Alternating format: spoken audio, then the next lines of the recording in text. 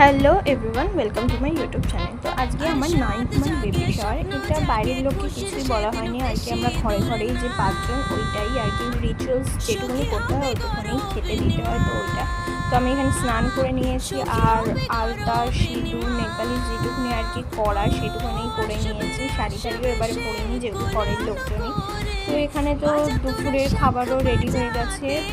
অনেক কিছুই যা যা আর কি দিতে হয় সেগুলোই ভাত, 5 রকম ভাজা, চাটনি, মিষ্টি, ডাল, মানে যেগুলো আর কি খেতে ভালোবাসি সেগুলোই দিয়েছে আর কি। মানে এই যেটা দিতে হয় সাথে তো চিংড়ি মাছ ছিল, ইলিশ মাছ ছিল, ইলিশ মাছের পাতুরি। আর এখানে আমার স্বাদের পাশাপাশি আমার বরেরও স্বাদ দিয়ে দেওয়া হয়েছে, তার জন্য দুটো থালা রেডি করা হয়েছে। তো এই আর কি। তো তোমাদের কেমন লেগেছে অবশ্যই জানিও, আর লাইক করো, কমেন্ট করো। তো টাটা।